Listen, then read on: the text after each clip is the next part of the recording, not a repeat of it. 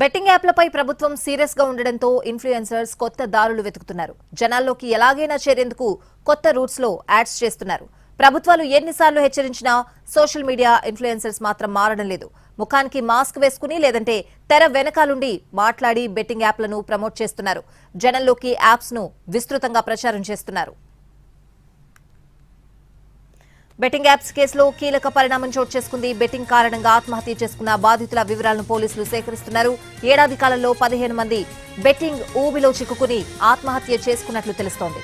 తెలంగాణ వ్యాప్తంగా 15 కేసులు నమోదయ్యాయి. ఈ కేసులను బయటకు తీస్తున్నారు పోలీసులు. ఆయా బెట్టింగ్ యాప్స్ ను గుర్తించే పనిలో ఉన్నారు.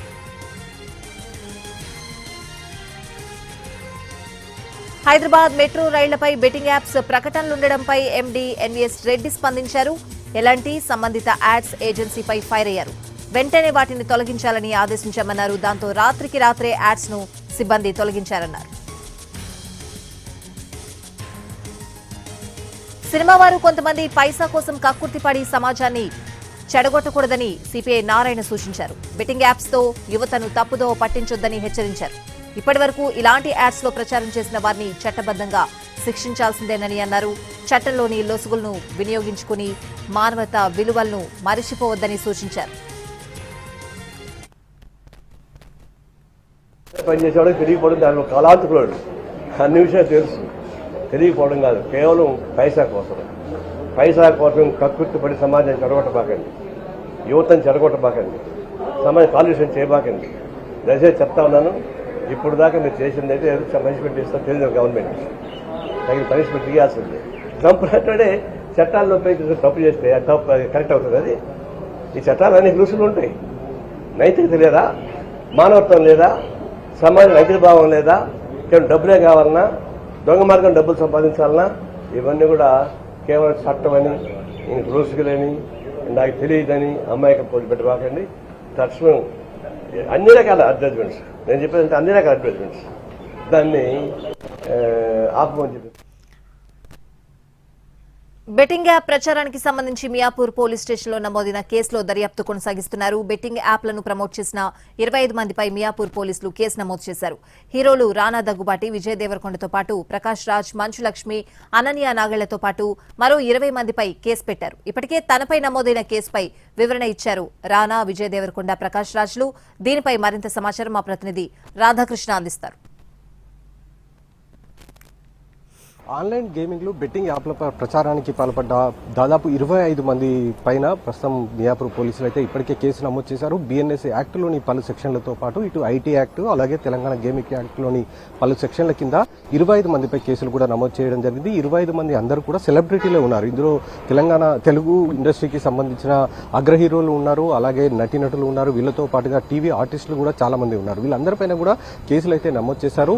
మరొక వైపు ఇందులో కేసులు నమోదైన దాంట్లో హీరోలు విజయ్ దేవరకొండ, దగ్గుబాటి రానాకి సంబంధించిన టీంలు కొంత రిప్లై కూడా ఇవ్వడం జరిగింది సోషల్ మీడియాలో. రానా కేవలం ఆన్లైన్ బేస్డ్ గేమ్స్ కి సంబంధించి మాత్రమే ప్రచారం చేశారు. అలాగే విజయ్ దేవరకొండనేమో ఎవరైతే నైపుణ్యాధారిత గేమ్స్ ఉంటాయో వాటికి ప్రచారం చేసినట్లుగా, అంటే ఈ రెండింటికి సంబంధించి వాళ్ళు ప్రచారం చేసినట్లుగా చెప్పారు. అది కూడా 2017లో చేశారు. ఆ తర్వాత నుండి చేయట్లేదు అనేది కూడా ఒకవైపు చెప్పడం జరిగింది. అలాగే ప్రకాష్ రాజ్ కూడా 2016లో తాను ప్రచారం చేశాను. ఆ తర్వాత ఈ యాప్లకు సంబంధించి తప్పని తెలిసి తాను 2017లో మరొకసారి ఆ యాప్కి సంబంధించిన వాళ్ళు తనని కోరితే కూడా తాను ప్రచారం చేయలేదని చెప్తున్నారు. అలాగే ఎక్స్లో తన అకౌంట్లో ఒక వీడియోను కూడా అప్లోడ్ చేయడం జరిగింది. ఎవరు కూడా బెట్టింగ్ యాప్ల వైపు వెళ్లొద్దు, వాటి బారిన పడి జీవితాలను ఖరాబ్ చేసుకోవద్దంటూ కూడా ప్రకాష్ రాజ్ ఒక వీడియోను రిలీజ్ చేయడం జరిగింది. అయితే పోలీసులు మాత్రం ఈ వీడియోలు, ఈ ప్రకటనలు ఏవైతే ఉన్నాయో వీటిని మాత్రం పట్టించుకోవట్లేదు. యథావిధిగా నోటీసులు సర్వ్ చేయడానికి ఒకవైపు అవసరమైన ఏర్పాట్లు చేసుకుంటారు. మరొక వైపు తెలంగాణ వ్యాప్తంగా దాదాపు 15 మందికి పైగా కూడా బెట్టింగ్ యాప్ల బారిన పడి చనిపోయినట్లు కూడా అధికారులు గుర్తించడం జరిగింది. ఈ 15 మందికి సంబంధించిన వివరాలు సేకరిస్తూనే ఏ యాప్ల ద్వారా ఈ 15 మంది ఆత్మహత్యకు పాల్పడి ఉన్నారు, ఆ యాప్ల వివరాలు కూడా సేకరిస్తున్నారు. ఆ యాప్లు ఎవరైతే ప్రచారం చేశారో వాళ్ళని నిందితులుగా చేర్చి వాళ్ళని అరెస్టులకు చేసే అవకాశం కూడా మనకు కనబడుతుంది. ఎందుకంటే ఆత్మహత్యలు చేసుకోవడానికి వీళ్ళంతా కూడా వెనుక నుండి, అంటే ప్రచారం చేయడం ద్వారా వాళ్ళు బెట్టింగ్ యాప్లకు వెళ్ళి బెట్టింగ్ యాప్ల ద్వారా గేమ్స్ ఆడి డబ్బులు పోగొట్టుకుని అప్పుల పాలై ఆ తర్వాత వీళ్ళందరూ కూడా ఆత్మహత్య చేసుకున్నట్లుగా భావిస్తున్నారు. కాబట్టి వీళ్ళని ఎవరైతే ఈ 15 మంది ఆత్మహత్యకు గల యాప్లు ఉన్నాయో వాళ్ళని ప్రచారం చేసిన వాళ్ళపైన, ఆ యాప్లు ప్రమోట్ చేసిన వాళ్ళపైన, అలాగే యాప్ నిర్వాహకులపైన కూడా మరొక కేసు కూడా నమోదు చేసే అవకాశం అయితే మరి కనబడుతుంది. మొత్తానికి మియాపూర్లో నమోదైన ఈ కేసులో ఒకవైపు దర్యాప్తు చేస్తున్నాయి. ఈ ఆత్మహత్యలకు సంబంధించిన వాటిపైన కూడా వివరాలు సేకరిస్తున్నారు పోలీసులు. వీడియో జర్నలిస్ట్ రాజరమేశ్తో రాధాకృష్ణ ఎన్టీవీ హైదరాబాద్. ఆన్లైన్